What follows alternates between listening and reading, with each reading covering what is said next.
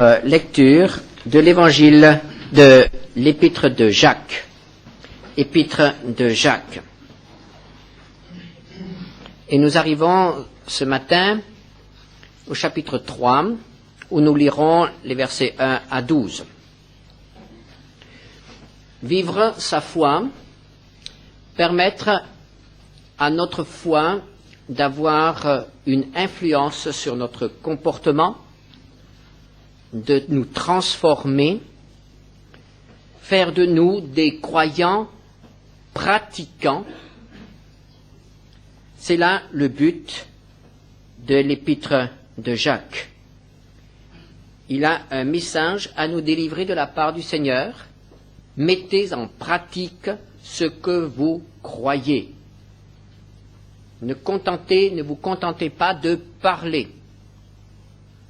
Les paroles qui ne conduisent pas à l'action sont inutiles.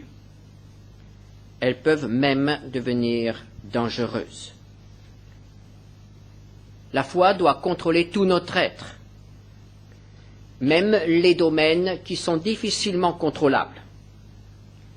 Et ce matin, nous allons lire un texte où il aborde un domaine qui est difficilement contrôlable. La langue. Oui, la langue. Jacques 1, verset 26. Si quelqu'un croit être religieux, sans tenir sa langue en bride, mais en trompant son cœur, la religion de cet homme est vaine.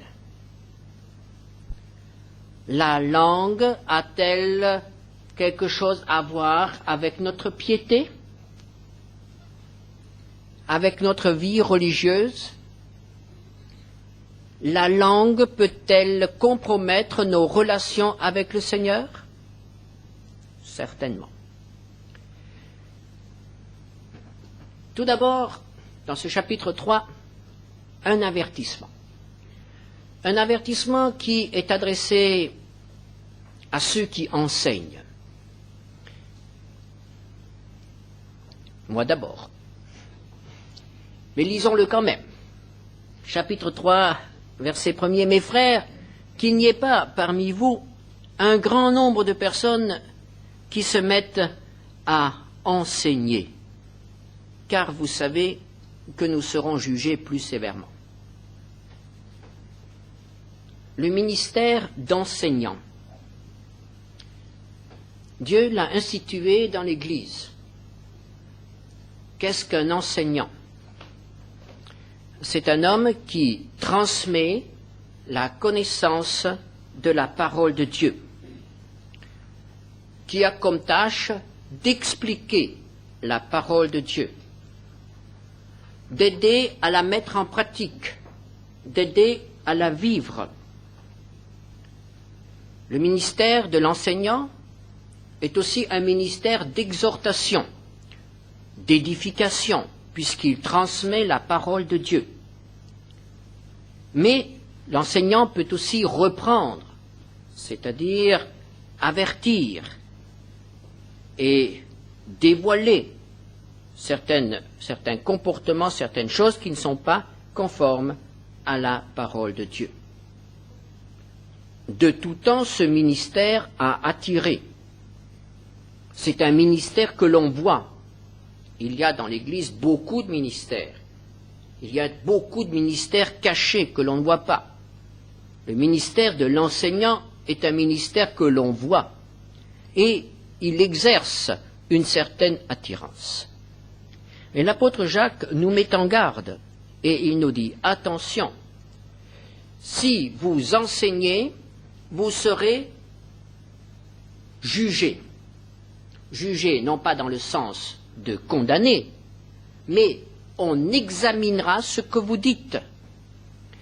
Et si vous dites des choses qui ne sont pas conformes à l'enseignement de la parole de Dieu, vous serez repris, vous en serez responsable. Le ministère de l'enseignement est un ministère de responsabilité. On peut faire beaucoup de mal lorsque l'enseignement n'est pas conforme à la lettre de la parole de Dieu, mais aussi à l'esprit. À l'époque de Jésus, c'étaient les docteurs de la loi et les scribes qui étaient les enseignants. Et vous savez que Jésus a été très sévère avec cette catégorie d'hommes religieux. Par exemple, dans Matthieu 23, versets 1 à 4, « Alors Jésus, parlant à la foule et à ses disciples, dit, « Les scribes et les pharisiens sont assis dans la chaire de Moïse, c'est-à-dire ils enseignent. Faites donc et observez tout ce qu'ils vous disent, mais n'agissez pas selon leurs œuvres, car ils disent et ne font pas. » Quelle parole sévère! Cela pourrait nous décourager de transmettre la parole de Dieu. Si souvent nous avons conscience de transmettre un enseignement que nous n'appliquons pas nous-mêmes en totalité. Et très souvent, lorsque l'on se penche sur la parole de Dieu pour transmettre quelque chose, on dit « oui, mais ça te concerne toi d'abord. Tu aurais intérêt, toi, à commencer à le mettre en pratique. » Faites et observez tout ce qu'ils disent, mais n'agissez pas comme ils agissent, car ils agissent mal. Ils disent et ne font point. Ils lient des fardeaux pesants et les mettent sur les épaules des hommes, mais ils ne veulent pas les remuer du doigt. Transmettre la parole de Dieu en oubliant que c'est une parole libératrice qui affranchit, une parole de grâce, la transmettre comme une loi, comme un carcan. Tu ne dois pas faire ceci, tu dois faire cela.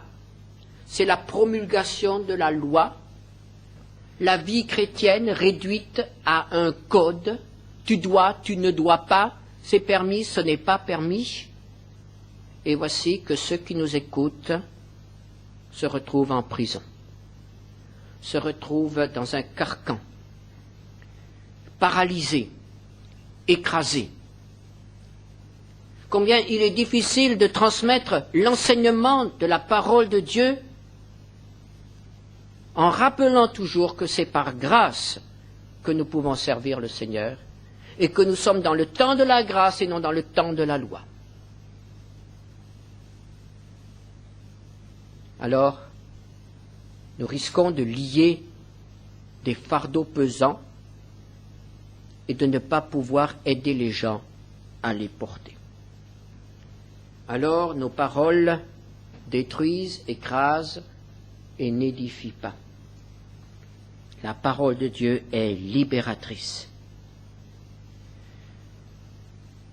Il faut dire aussi que ceux qui enseignent portent une très grande responsabilité. Quand on étudie l'histoire de l'Église, quand on lit les écrits des anciens, on s'aperçoit qu'ils étaient tous animés d'excellentes intentions. Ils aimaient le Seigneur et ils désiraient transmettre la vérité. Mais voici une phrase, une idée, qui, dans le contexte, pouvait être très claire, n'était absolument pas dangereuse, mais qui sera reprise un siècle plus tard par un autre, qui sera examinée, peut-être mal comprise, et voici déjà l'erreur qui s'est insinuée dans l'Église.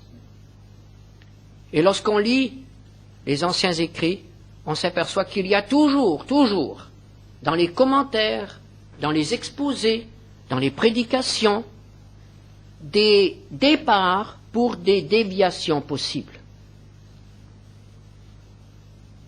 À cette époque-là, il y avait peu d'hommes dont l'enseignement était gardé, conservé au travers des siècles, et c'est pourquoi certains ont été à l'origine de graves erreurs dans l'enseignement de l'Église. Il faut donc être extrêmement prudent lorsqu'on enseigne, lorsqu'on explique la parole de Dieu. et il faut accepter deux contrôles. Tout d'abord, ne jamais avancer une idée, une interprétation, sans être certain qu'elle n'est pas contredite quelque part dans la parole de Dieu. La parole de Dieu forme un ensemble et le Saint-Esprit ne contredit pas le Saint-Esprit. Si un verset, pris isolément, semble nous mettre sur une piste, si cette piste est contredite par d'autres textes, nous devons y renoncer. Ce n'est pas la bonne interprétation, même si elle nous semblait intéressante, séduisante, même si elle semblait nous édifier. Il faut aussi accepter la discipline de l'Église, c'est-à-dire l'enseignant est quelqu'un qui partage avec l'Église ce qu'il a trouvé dans la parole de Dieu. Mais l'Église ne doit pas se résoudre à être uniquement consommatrice. On n'a pas des auditeurs devant soi. On a des personnes, des frères et sœurs qui connaissent la Bible, qui en principe l'ont avec eux, et l'ouvrent quand on indique un verset, pour voir si effectivement ce verset n'est pas précédé et suivi par autre chose, si ce qui est enseigné est conforme à la parole de Dieu. Et l'Église doit avoir la liberté de dire « je n'ai pas compris ». Le chrétien doit pouvoir se tourner vers celui qui enseigne et lui dire « explique-moi un peu mieux ce que tu as dit ce matin, il semble que dans tel texte on dise autre chose ». Et c'est à l'enseignant d'expliquer. Il y a des contradictions apparentes et il faut pouvoir justifier ce que l'on avance. Ne jamais rien enseigner qui ne soit sous le contrôle de la parole de Dieu et de l'Église. Et éviter de donner des interprétations personnelles, éviter de donner une réponse quand on pose une question et la réponse n'est pas dans la Bible, alors il faut savoir dire, eh bien, je ne sais pas. Je pense que, mais la parole de Dieu ne dit pas cela. Et c'est ainsi que nous évitons à ceux qui nous écoutent de confondre notre parole et la parole de Dieu.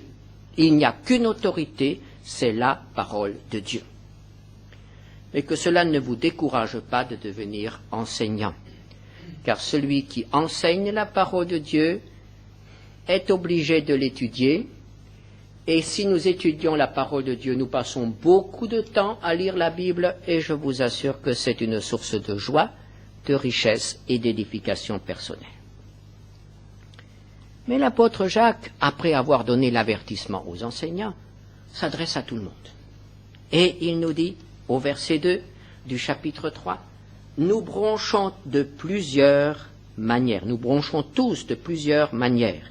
Si quelqu'un ne bronche point en parole, c'est un homme parfait, capable de tenir tout son corps en bride. » Nous bronchons tous, dit l'apôtre Jacques. Oui, nous bronchons tous. Nous avons tous nos faiblesses, nous avons tous nos défauts, nous connaissons nos échecs et nous connaissons même des chutes. Nous bronchons. Nous avons tous nos problèmes.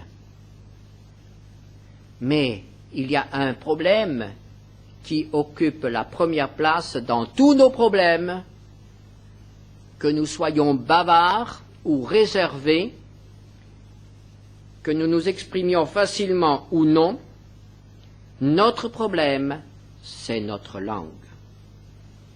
Et c'est le principal problème. L'incapacité de contrôler notre langue. Dieu a donné à l'homme un don merveilleux, celui de pouvoir exprimer sa pensée par des mots de manière à ce qu'il soit compris. Que ferions-nous si nous n'avions pas la capacité de parler. Si la parole n'existait pas, si ce moyen de communication n'existait pas. Dieu nous a donné un moyen merveilleux. Mais attention, comme tous les moyens, il y a un bon usage et un mauvais usage. Et nous pouvons faire beaucoup de mal par la parole. Vous savez, ces paroles qui nous échappent, ces paroles irréfléchies, on parle, on réfléchit après. Et quand on réfléchit, on s'aperçoit qu'on a dit une bêtise. On s'aperçoit qu'on a dit une parole méchante. On s'aperçoit qu'on a dit une parole de jugement. On s'aperçoit qu'on a dit une parole imprudente. Une parole qui n'était qu'une réaction. Et puis, il y a les fameuses paroles de trop. Combien de conflits ne se seraient jamais envenimés s'il n'y avait pas eu, à un moment donné, une parole de trop? Si on avait su s'arrêter dans l'échange de mots. Un mot de trop. Et nous connaissons tous, dans notre vie, des exemples où ce mot de trop, ce mot qui nous a échappé, ce mot que nous n'avons pas voulu garder, ce mot que nous avons lancé à la figure de l'autre, ce mot-là nous a créé des problèmes pendant des semaines et parfois pendant des années. Un mot de trop. Un mot qui a fait mal. Un mot qui nous a provoqué des problèmes sans fin. Et puis, il y a aussi ce travers de la langue. Verset 5. Elle se vante de grandes choses. Le besoin de paraître, le besoin d'exagérer. On connaît cela à Marseille. Il faut que ce soit toujours gros. Il faut que ce soit toujours le plus important. Il y avait, à un certain moment, sur les murs du jardin Longchamp, cette publicité, le zoo le plus grand d'Europe. Effectivement, quand on n'en a pas vu d'autres. Mais nous sommes à Marseille. Et à Marseille, on se vante. Et à Marseille, on s'engage. Et parfois, on s'engage si loin qu'on ne peut plus venir en arrière. De peur de perdre la face. De peur d'être ridiculisé. Et à ce moment-là, nous sommes sur un terrain extrêmement dangereux. L'apôtre Jacques ironise. Et il dit, Jacques 3, versets 3 à 5, « Si nous mettons le mort dans la bouche des chevaux pour qu'ils nous obéissent, nous dirigeons aussi leur corps tout entier. Voici même les navires qui sont si grands et que poussent des vents impétueux sont dirigés par un très petit gouvernail au gré du pilote. De même, la langue est un petit membre et elle se vante de grandes choses. »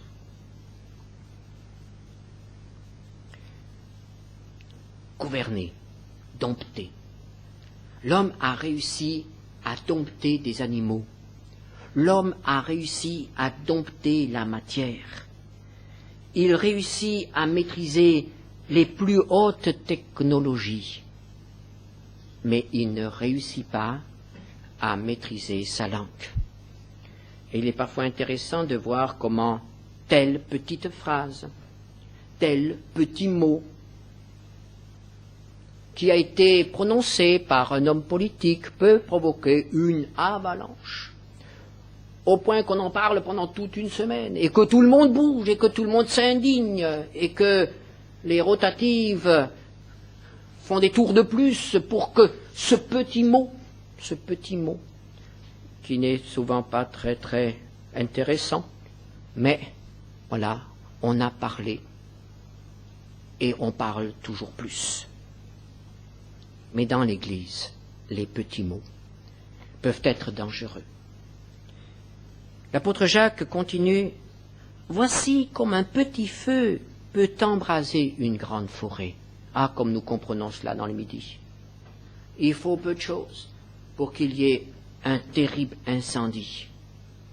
Mais les incendies causés par la langue, les scandales provoqués par des mots, par des allusions, amplifiés par le colportage, par le bavardage. Un tel a dit cela. Ah, et on continue, et on continue. Un incendie. Un mot, des paroles en l'air peuvent détruire une famille, peuvent détruire une église.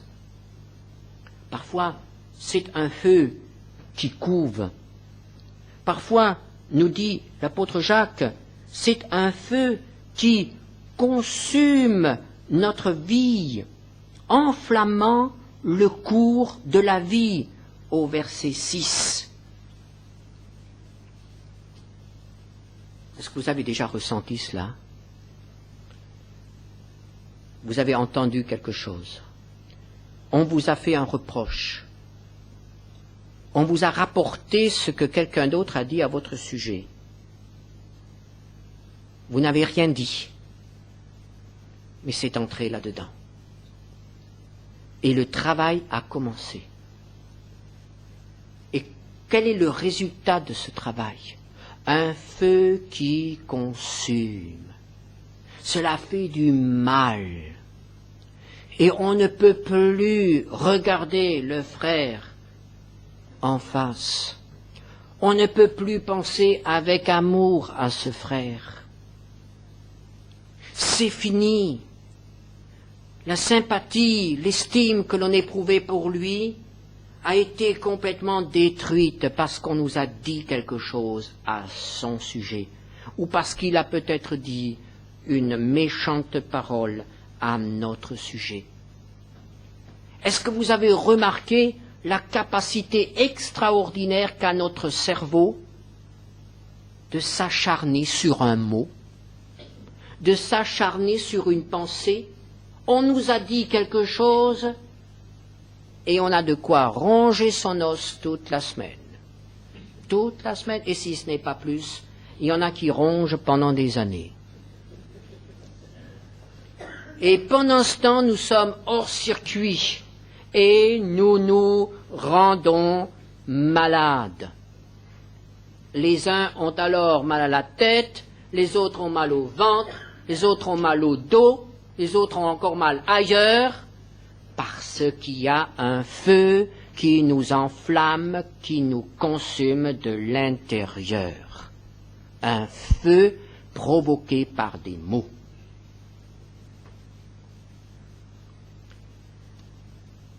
Jacques ne manque pas d'exemples, après avoir parlé du feu qui consume et qui détruit. Voici qu'il parle d'un venin, au verset 7.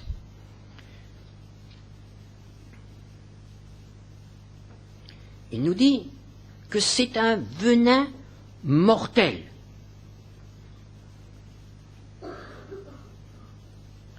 Verset 8, pardon. La langue, aucun homme ne peut la dompter. C'est un mal qu'on ne peut réprimer. Elle est pleine d'un venin mortel. On racontait un jour comment un homme venait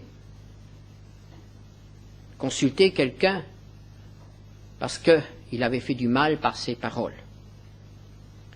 Et alors, celui qui consultait lui a dit, voilà, prends cet oreiller, déchire-le et laisse partir les plumes. Il l'a fait. Le lendemain, il est revenu, il a dit, voilà, je l'ai fait. Alors cet homme qui le conseillait lui a dit, maintenant, va ramasser les plumes.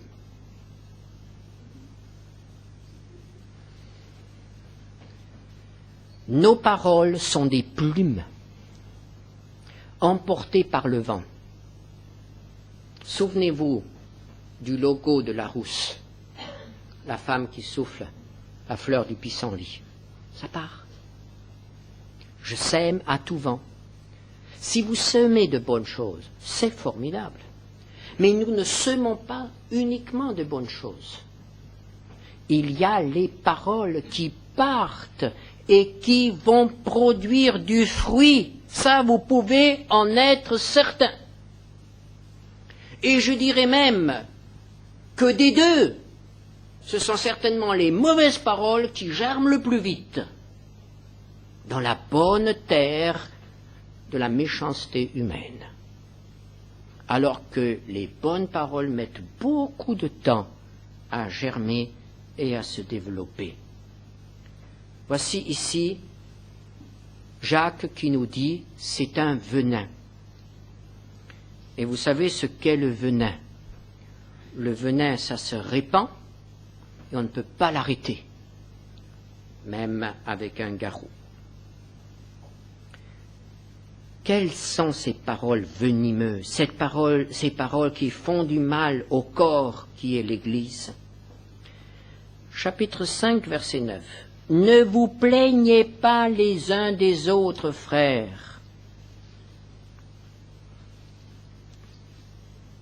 Les plaintes. Lorsqu'on dit « Ah, le frère un tel, il m'a fait ceci, il m'a fait cela. » Le frère un tel, la sœur, lorsqu'on se plaint des autres. Ou bien encore, et cela est plus grave, la médisance. Chapitre 4, versets 11 et 12. « Ne parlez point mal les uns des autres frères. Celui qui parle mal d'un frère ou qui juge son frère parle mal de la loi et juge la loi. » Parler mal. On a si vite fait de faire le portrait d'un frère ou d'une sœur. Et habituellement, ce portrait comporte toujours des zones d'ombre et même de ténèbres. On croirait se déjuger, ne pas faire preuve d'impartialité ou d'intelligence en ne disant que du bien des autres. Et parfois, on est particulièrement bien placé pour trouver le défaut de la cuirasse de l'autre. Il y a des dons comme ça. Il y a des gens que il suffit qu'ils vous regardent pour qu'ils sachent où ça ne va pas. C'est comme ça. C'est un don. Un don difficile à porter, difficile à vivre. Et quand on colporte ces choses, quel mal, quel ravage on peut faire. Que de ravages ont été faits dans des églises par les bavardages, les commérages, les critiques, les jugements, toutes nos appréciations sur les uns, sur les autres. Et que dire des rumeurs? Ce mot était à l'honneur ces jours-ci, les rumeurs. On a eu un exemple fameux des rumeurs. Mais dans les églises, il y a aussi des rumeurs qui circulent. Des rumeurs sur le frère un tel, des rumeurs sur tel serviteur, des rumeurs même sur les églises. Un jour, on s'aperçoit qu'une église perd ses membres. On se demande pourquoi. Les membres de l'église ne le savent pas. Les autres églises le savent. Des rumeurs circulent.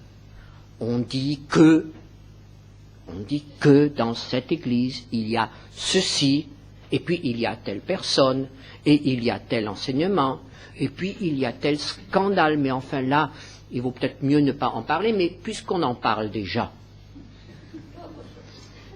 Et vous savez que les choses sont d'autant plus croustillantes que vous n'allez pas dans le détail. Il y a une manière d'évoquer, il y a une manière de laisser partir, tout simplement, oui, mais tout n'est pas si rose que ça, tout ce qui brille n'est pas d'or, etc. Les rumeurs, ce travail de sape qui n'épargne personne, qui démolit tout, qui ne respecte rien, même les choses les plus sacrées. Et là, je voudrais donner un avertissement particulier à tous ceux qui sont en contact avec de jeunes enfants. Malheureusement, dans bien des familles chrétiennes, on critique ouvertement les frères et sœurs, les serviteurs et l'Église dans son ensemble. Lorsque cela est fait devant des enfants et devant des jeunes, vous pouvez être certain que vous leur préparez des lendemains tourmentés. Parce que nous, en tant qu'adultes, nous nous comprenons très bien quand nous disons « oui, le frère un tel a tel problème ». Nous avons aussi nos problèmes et ce n'est pas pour nous une condamnation. On peut en parler entre adultes. Mais lorsque cela tombe dans l'oreille d'un enfant, pour l'enfant, c'est tout blanc ou tout noir. Et dans combien de familles les enfants sont devenus des révoltés et des ennemis de la parole de Dieu et de l'Église parce que depuis leur enfance, ils ont entendu leurs parents critiquer l'Église à laquelle ils appartiennent. Ce qui ne les empêchait pas d'être tout sourire le dimanche matin devant les frères, même ceux qu'ils cassent pendant la semaine sérieusement, soigneusement, dans le détail. Dimanche prochain, c'est de nouveau la grosse bise. Les paroles chaleureuses, mais nos petits, nos enfants ont des yeux, ils ont des oreilles, et finalement ils disent, il y a quelque chose qui ne va pas.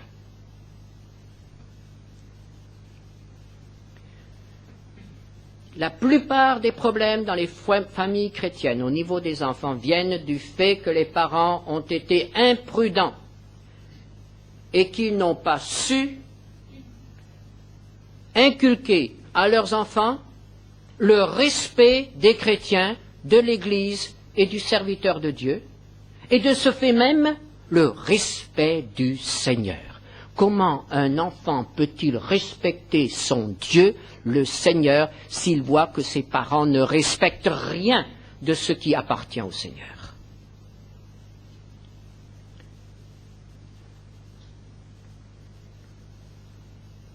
Ce sont des paroles assassines. Parce que le jour où ce jeune aura besoin d'un conseil, le jour où ce jeune aura besoin d'être repris, parce qu'il est tenté, parce qu'il n'arrive pas à résister à la tentation, où sera l'autorité dans l'Église qui l'acceptera? Si cette Église a été critiquée, si cette Église a été diminuée par ses parents pendant des années, croyez-vous qu'il acceptera la remontrance d'un frère? Croyez-vous qu'il ira voir le pasteur? Si nous voulons détruire nos enfants, critiquons les frères devant eux. Et là, je vous garantis qu'ils seront détruits. Je n'ai malheureusement que trop d'exemples dans ce domaine. Et c'est une grâce de Dieu que certains enfants, dans certaines familles, ont malgré tout marché avec le Seigneur.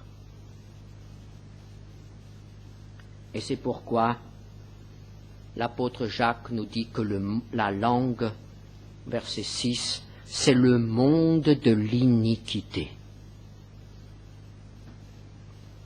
Et c'est pourquoi le Seigneur Jésus est si sévère lorsque, par exemple, il dit dans Matthieu 5, verset 22, Matthieu 5, verset 22, Vous avez entendu qu'il a été dit aux anciens, tu ne tueras point. Et au verset 22, mais moi je vous dis que quiconque se met en colère contre son frère mérite d'être puni par les juges. Celui qui dit raca à son frère, c'est-à-dire imbécile, mérite d'être puni par le Sanhédrin, et que celui qui lui dira insensé mérite d'être puni par le feu de la géhenne. Il y a des insultes qui tuent.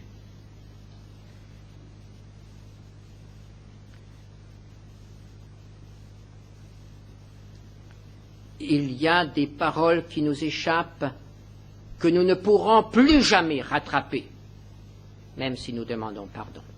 Le mal est fait. Les relations peuvent peut-être se rétablir, mais le mal a été fait. Une plaie a été ouverte.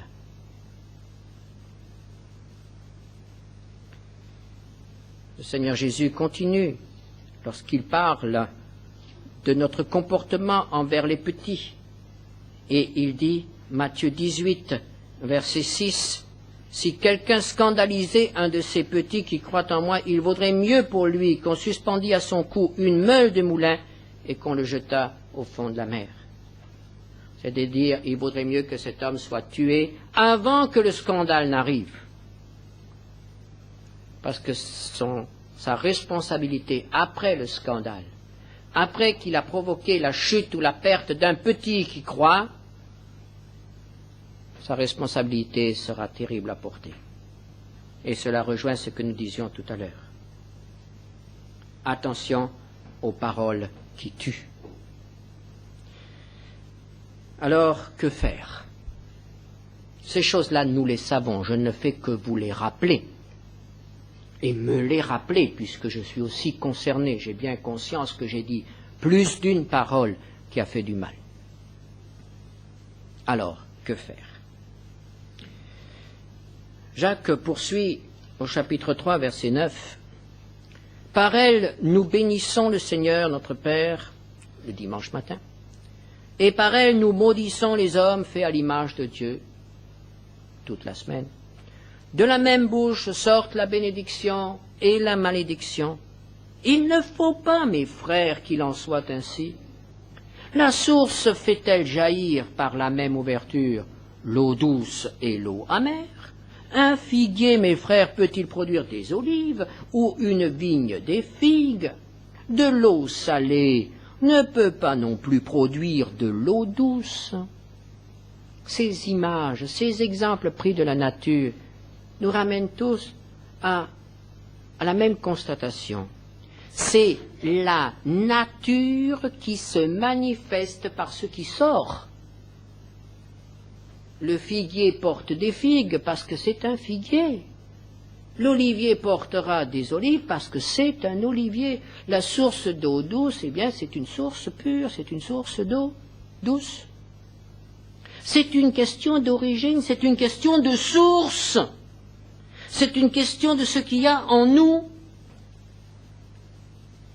Et le Seigneur Jésus le précise dans Luc au chapitre 6, versets 44 à 45, lorsqu'il dit « Chaque arbre se connaît à son fruit, on ne cueille pas des figues sur des épines, vous voyez la même image, et l'on ne vendange pas des raisins sur des ronces.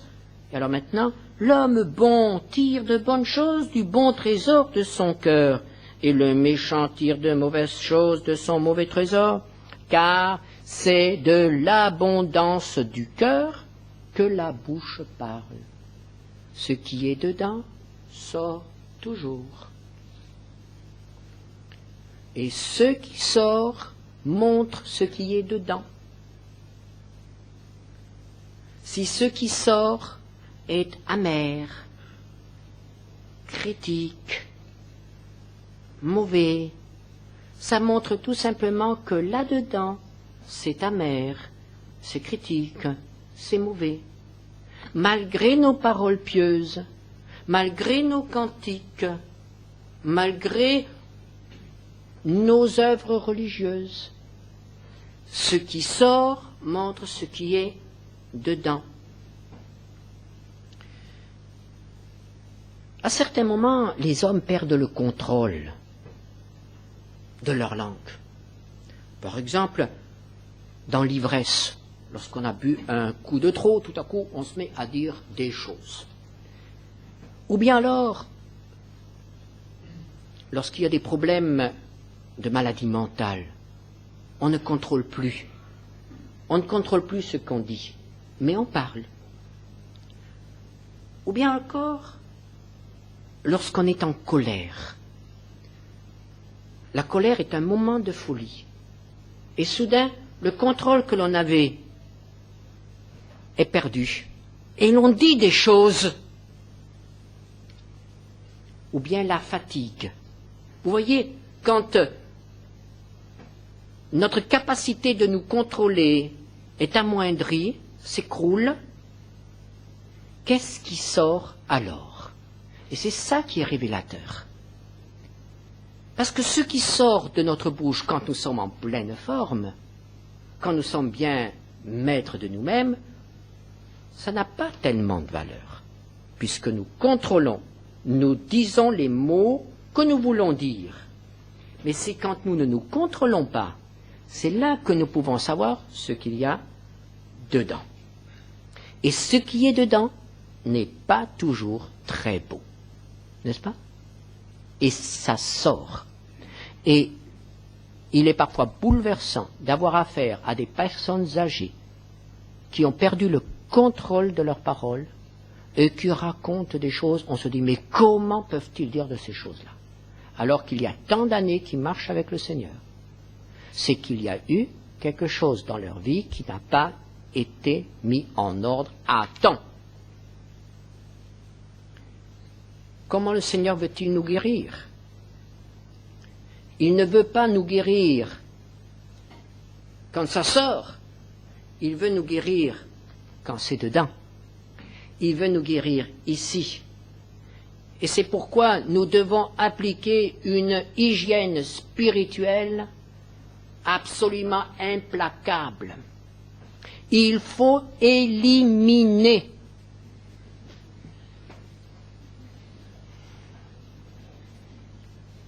c'est-à-dire chaque fois que certaines mauvaises pensées, certaines pensées de récrimination, certaines pensées de jugement, certaines choses mauvaises commencent à s'agiter ici, il faut les éliminer. Il faut les apporter au Seigneur. Il faut dire, Seigneur Jésus, ces choses-là sont en moi, je te demande pardon, je me place sous ton sang et je ne veux plus continuer à penser à ces choses. Nous avons le pouvoir de dominer le monde de nos pensées avec le contrôle du Saint-Esprit. C'est possible. Et nous pouvons diriger nos pensées de manière à ce que nous ne soyons pas des pensées négatives, des pensées de critique envers les autres, mais des pensées d'amour envers les autres. Pas de rancune, pas d'amertume, pas d'agressivité. Ces choses-là nous font du mal et tôt ou tard feront du mal à notre entourage parce que ça sortira. Si notre cœur est rempli du Seigneur, si notre cœur est rempli d'amour pour les autres, nous les aimerons malgré leurs défauts, nous les aimerons malgré les coups tordus qu'ils nous font parfois, nous les aimerons même quand ils nous déçoivent, nous les aimerons. Parce que là, dans notre cœur, nos relations avec eux sont propres. Alors sortiront de bonnes choses et non pas des mauvaises.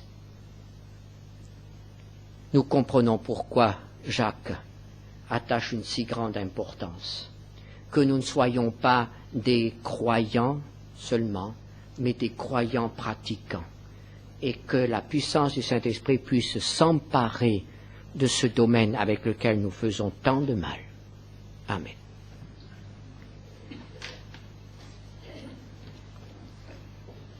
Merci Seigneur parce que ta parole affranchit, ta parole libère. Et il faut bien reconnaître aujourd'hui que, en lisant ce texte, nous nous sentons tous repris. Tu sais à quel point nous pouvons faire du mal par nos paroles. Et nous t'en demandons pardon, Seigneur. Et nous te demandons de mettre dans notre cœur un esprit nouveau, un esprit d'amour, qui nous permet d'aller au-devant de l'autre et de vivre avec l'autre sans avoir à le juger, le critiquer, le démolir, à ne voir que ce qui est négatif. Ô Seigneur, mets une garde à nos lèvres, nous t'en prions. Amen.